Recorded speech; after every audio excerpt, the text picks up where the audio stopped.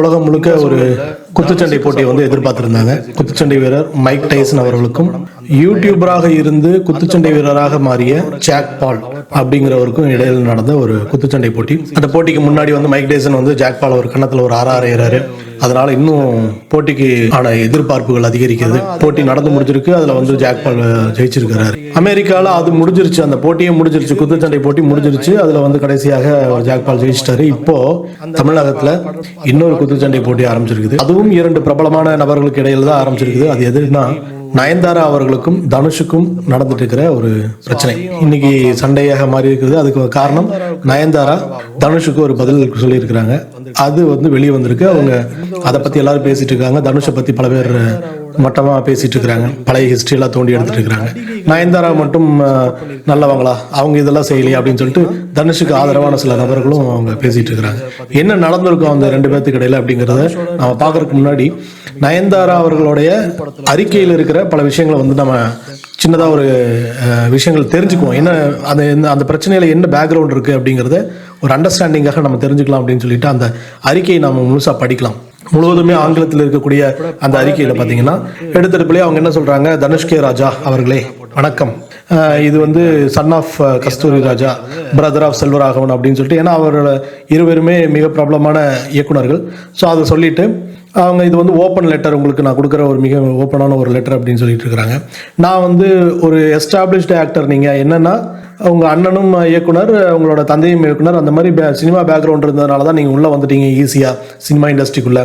ஆனால் நான் அப்படிப்பட்ட குடும்பத்திலேருந்து வரல. நான் ஒரு சாதாரண குடும்பத்திலேருந்து வந்து ரொம்ப கஷ்டப்பட்டு தான் நான் இந்த திரைத்துறையில் ஒரு இடத்த பிடிச்சிருக்கேன் அப்படிங்கிறதுல எடுத்தெடுப்புலேயே தனுஷ் கே ராஜா அவர்களை விமர்சித்து அந்த லெட்டர் ஆரம்பிக்குது. நானும் ஒரு சாதாரண குடும்பத்திலேருந்து வந்த இந்த சினிமா இண்டஸ்ட்ரிக்குள்ளே மிகுந்த சிரமங்களுக்கு இடையில் தான் நான் என்னை எஸ்டாப்ளிஷ் ஆனவங்கள மாதிரி எனக்கு வந்துட்டு எடுத்தெடுப்புலேயே ஒரு பிரபல மூலமாக எனக்கு வாய்ப்பு கிடைக்கல அப்படின்னு எடுத்தெடுப்புலேயே தனுஷ் கே ராஜா அவர்களை தலையில் கொட்டி ஒரு அறிக்கையை வந்து ஆரம்பிக்கிறாங்க.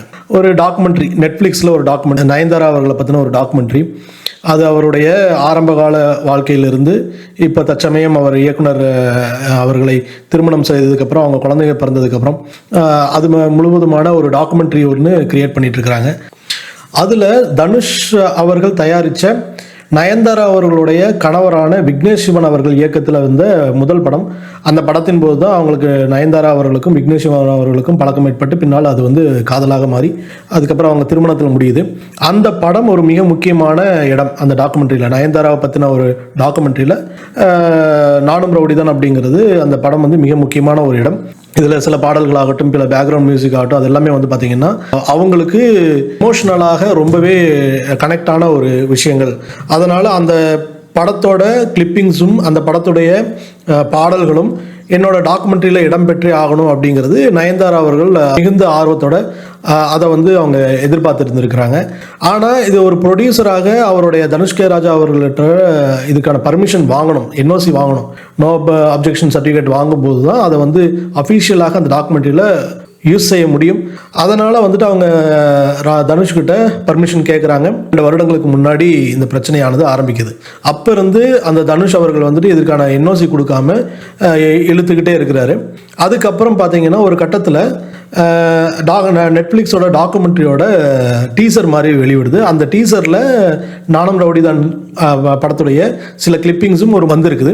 அந்த கிளிப்பிங்ஸை யூஸ் பண்ணதுக்காக நடிகை நயன்தாரா அவர்களுக்கு வந்து தனுஷ் வந்து லீகல் நோட்டீஸ் விட்டுருக்குறாங்க, நீங்கள் என்னோட பர்மிஷன் இல்லாமல் இதை யூஸ் பண்ணியிருக்கீங்க அப்படின்னு சொல்லிட்டு. ஸோ அதுவும் சேர்த்து இந்த அறிக்கையில் அவங்க மென்ஷன் பண்ணிட்டு, நீங்கள் வந்து இந்த மாதிரி பண்ணுவீங்கன்னு நான் எதிர்பார்க்கல. அந்த படத்தின் பேசும்போது அந்த படத்தை பற்றி நீங்கள் சொன்ன கமெண்ட்டுகளை பற்றியெல்லாம் எங்களுக்கு தெரியும், ஆனால் அதையெல்லாம் வந்து நான் பேசணும்னு ஆசைப்படல. ஆனால் அந்த படம் மிகப்பெரிய வெற்றி அடைந்தது. படம் ரிலீஸுக்கு அப்புறம் மிகப்பெரிய வெற்றி அடைந்தது. அந்த வெற்றியானது உங்களுக்கு சந்தோஷத்தை கொடுக்கல அப்படிங்கிறது எனக்கு நல்லாவே தெரியுது. என் மேல உள்ள பர்சனல் வெஞ்சன்ஸுக்காகத்தான் நீங்கள் வந்துட்டு இப்போ இந்த மாதிரி பண்ணிக்கிட்டு இருக்கிறீங்க. படத்தோட தயாரிப்பாளருங்கிற வகையில் இதோட லீகல் ரைட்ஸ் எல்லாம் உங்களுக்கு இருக்கும். நீங்கள் கண்டிப்பாக நீங்கள் கோர்ட்டில் ஜெயிக்கலாம். ஆனால் இது வந்து ஆண்டவன் இருக்கிறான், மக்கள் இருக்கிறார்கள், நியாயம் ஒன்று இருக்கிறது, மாரல் அப்படிங்கிற ஒரு விஷயங்கள் இருக்குது. அதில் வந்து நான் தான் ஜெயிப்பேன். அதனால் வந்துட்டு உங்களோட உண்மை முகம் வந்து மக்களுக்கு தெரியட்டும் அப்படிங்கிற மாதிரி மிக லென்த்தியாக அறிக்கையானது போயிட்டுருக்கு. இந்த சூழலில் தனுஷுக்கு சப்போர்ட் பண்ணி பல பேர் பேசிகிட்டு இருக்கிறாங்க. தனுஷ் அவருடைய சொந்த படம், அந்த தயாரிப்பில் எடுத்த படம், அந்த படத்துக்கு அவரோட அவர் தயாரிப்பில் வந்த படத்தோட கிளிப்பிங்ஸை யூஸ் பண்ணுறதுக்கு அவர் பணம் கேட்குறதுல என்ன தப்பு அப்படிங்கிற ஒரு சில பேச்சுகளும் இருக்குது. ஆனால் அதே நேரத்தில் தனுஷோட தயாரிப்பில் சிவகார்த்திகேயன் ஹீரோவாக வச்சு வந்த படமான எதிர்நீச்சல் படத்தில் நயன்தாரா ஒரு பாட்டுக்கு நடனம் ஆடியிருப்பாங்க. அந்த பாட்டில் நடனம் ஆடுறதுக்கு நயன்தாரா எந்த பணமும் வாங்கலை. அன்னைக்கு தேதிக்கு 3 கோடி ரூபாய்க்கு அவங்களே வாங்கியிருக்கலாம் அந்த ஒரு பாட்டுக்கு. ஸோ அதையும் அவர் பார்க்கலாம்ல அப்படின்னு சொல்லிட்டு நயன்தாராவுக்கு ஆதரவாகவும் சில கருத்துக்கள் வந்துகிட்டு இருக்கு. இதில் இந்த ஒரு சமயத்தில் மிக முக்கியமாக பார்க்க வேண்டியது, நயன்தாராவோட ட்விட்டர் பதிவுக்கு பல நடிகைகள் வந்துட்டு சப்போர்ட் பண்ணியிருக்கிறாங்க.